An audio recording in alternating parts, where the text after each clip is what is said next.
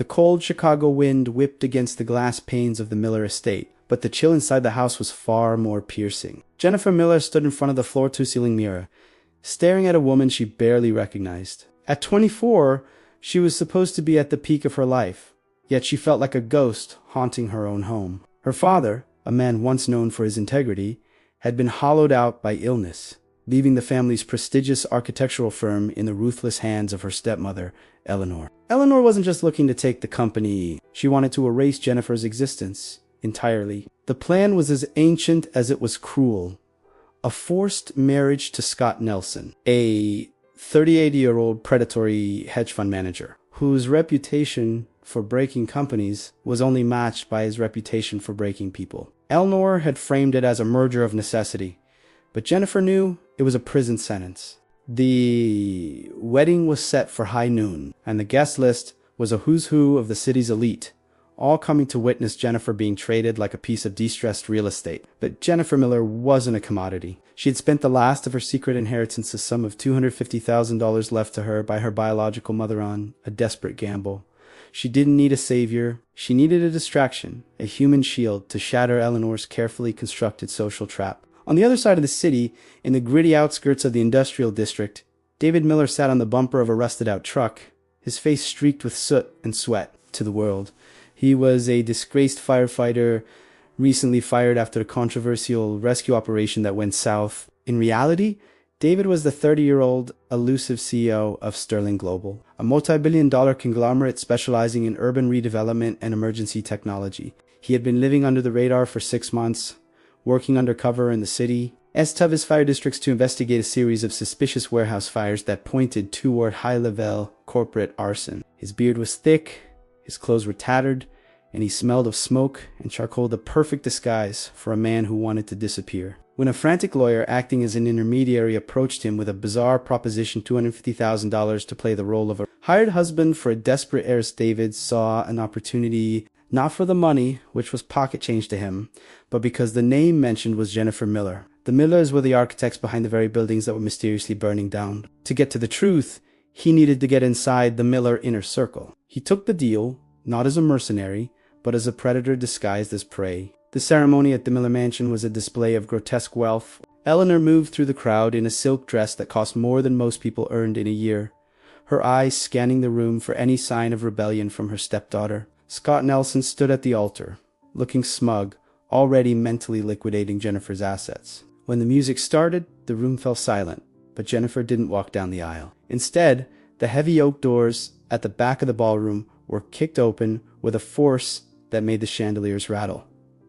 In walked David Miller. He looked like he had just stepped out of a collapsing building. His heavy tactical boots left faint traces of soot on the white carpet, and his scorched firefighter's jacket was draped over his broad shoulders like a tattered cape. The gasps from the socialites were audible, a wave of shock rippling through the rows of gilded chairs. Eleanor stepped forward, her face contorting in rage, demanding to know who this filthy vagrant was. Jennifer, standing by the side entrance, stepped into the light, her voice trembling but clear as she announced that the wedding was canceled because she was already married. She walked straight to the man who looked like he belonged in a homeless shelter and took his hand. The chaos that followed was a masterclass in social destruction. Scott Nelson lunged forward, insulted that a lowlife was standing in the way of his payday.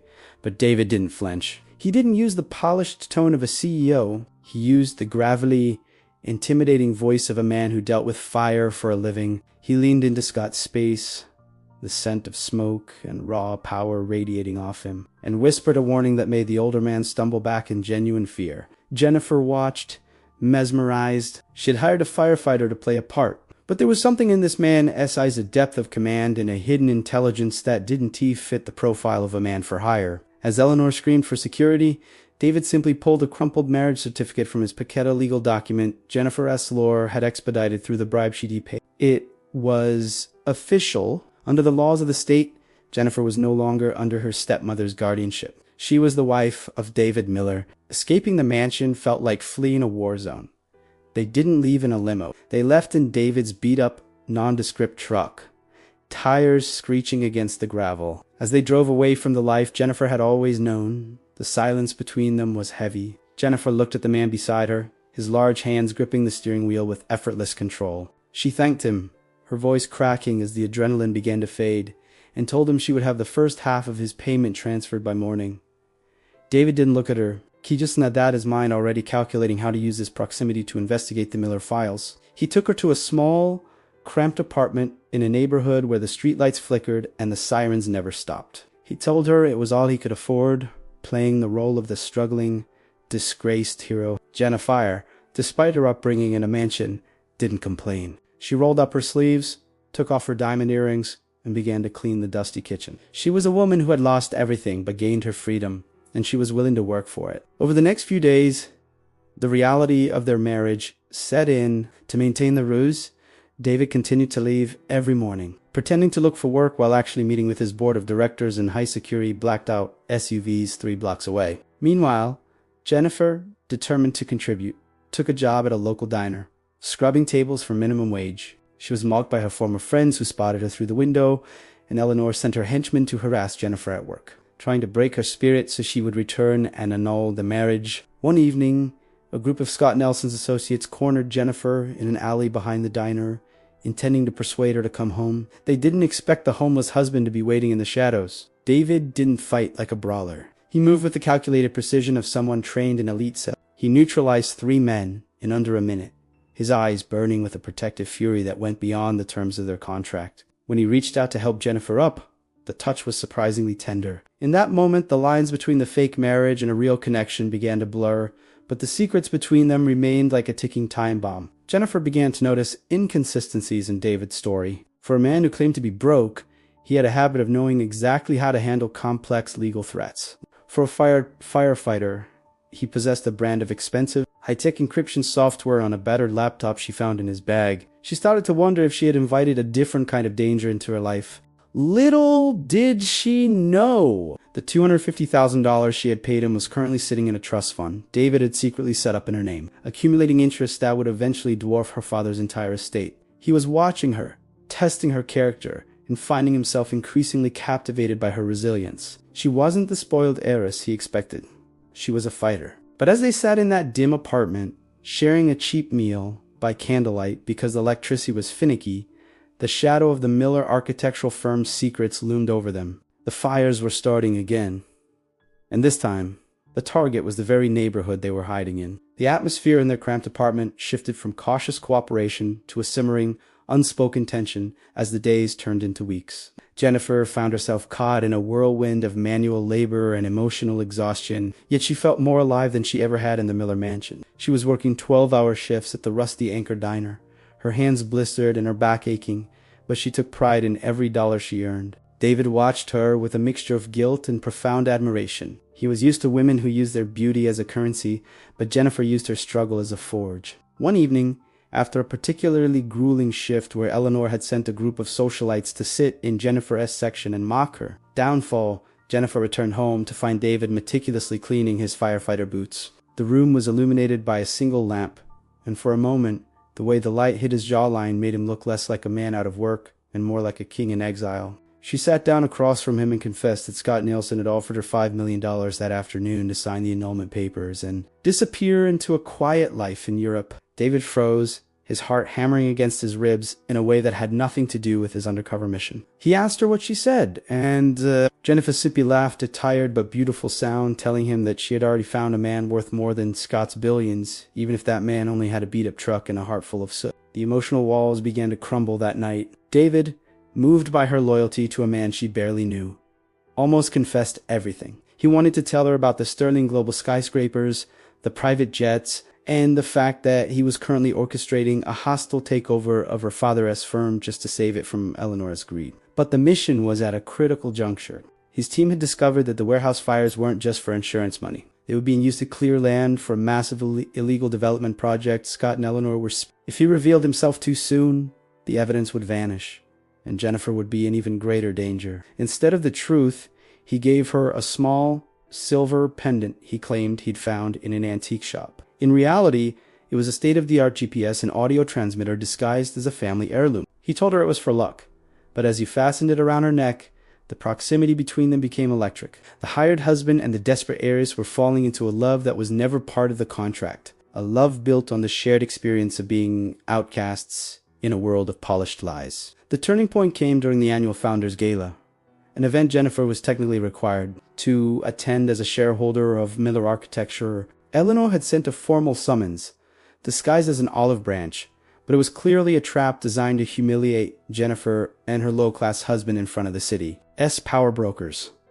David insisted they go. He traded his work clothes for a suit that he claimed was borrowed from a friend, but the way the fabric hugged his frame and the way he carried himself betrayed a lifetime of elegance. When they walked into the ballroom, the whispers were like a swarm of insects. But David didn't flinch. He navigated the room with a terrifying grace, whispering names of offshore accounts and failed building permits into the ears of Scott's associates, watching their faces turn pale. He was playing a dangerous game, using his CEO knowledge while still pretending to be a nobody. Jennifer watched him, her suspicion growing. No firefighter knew the intricacies of international maritime law or the specific debt-to-equity ratios of the Nelson Group. The night took a dark turn when a fire alarm began to wail. Panic erupted as smoke started to billow from the ventilation shafts. It was a setup. Eleanor had planned a minor fire to frame David, the disgraced firefighter, as a pyromaniac who brought his habit to the gala. But the fire grew out of control faster than the conspirators anticipated. While the wealthy elite trampled each other to get to the exits, David's instincts took over. He wasn't a CEO anymore.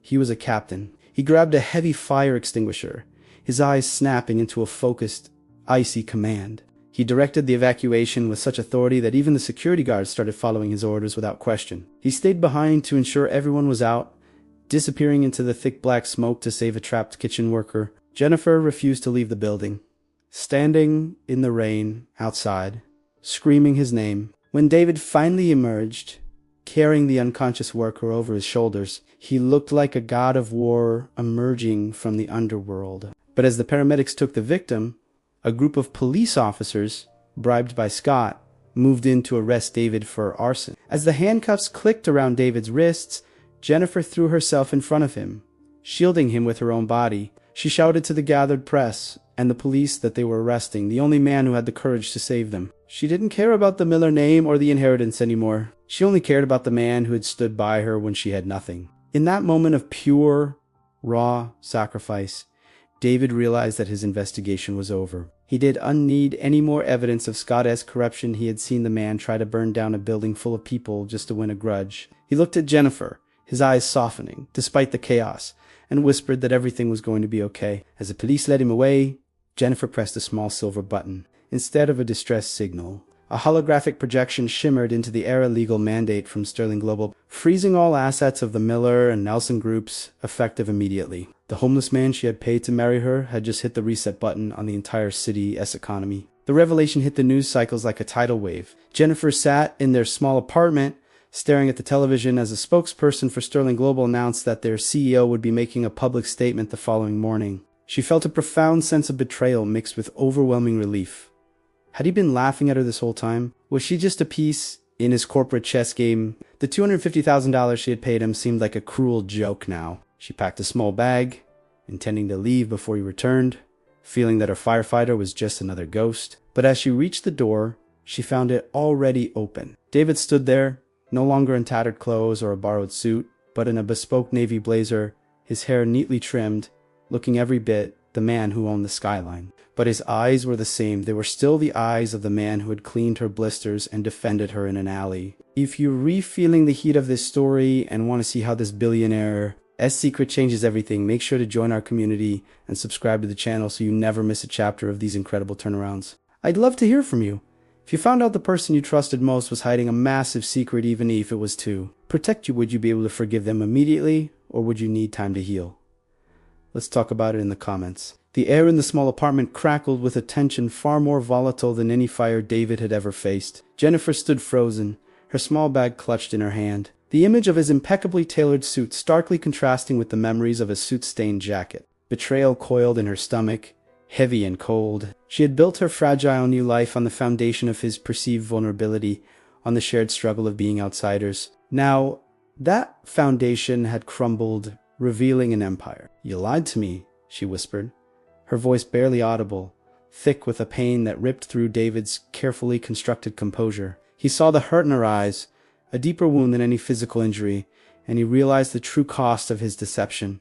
He hadn't just hidden his identity. He had inadvertently stolen her trust, the most precious thing she possessed. David stepped into the apartment, gently closing the door behind him. He didn't try to explain or justify. He simply looked at her, truly saw her for the first time without the mask of his mission. "I know," he said, his voice raw, stripped of the usual CEO authority, "and I'm sorry, Jennifer." He reached into his pocket and pulled out a small velvet box. Inside lay a diamond engagement ring, not ostentatious, but exquisitely crafted, a single brilliant stone reflecting the dim light of the room. He knelt before her, not as a powerful CEO, but as a man laid bare, vulnerable, utterly in love. "I never intended for it to go this far," he confessed, "but you changed everything. The fires, the corruption, saving your father's legacy, it all became secondary to protecting you. I fell in love with you. Jennifer Miller, the woman who fought for herself and for a supposed stranger." He looked up at her, his eyes pleading. The next few hours were a whirlwind of revelations. David laid out his entire story, the undercover operation, the years he'd spent building Sterling Global from the ground up, the deliberate choice to go undercover as a firefighter to expose the arson ring that was terrorizing the city, its most vulnerable neighborhoods, and how the Miller family's architectural blueprints kept appearing in the arson cases. He explained how he had recognized her name, not just from the society pages, but from an old file. Years ago, a young Jennifer, then just a teenager, had volunteered at a local community center that had been caught in a disastrous fire. She had bravely stayed behind to help evacuate children, injuring herself in the process. David, a rookie firefighter at the time, had been one of the first responders and had carried her out of the burning building. He had never forgotten her courage, and when her lawyer contacted him, he saw a chance to help the brave girl who had once inspired him while also getting closer to the truth. The $250,000 had never been for him. It was an immediate, anonymous deposit into a trust fund he'd set up for her, an initial gesture to secure her future after he learned about Eleanor's plans. As he spoke, he presented her with documents.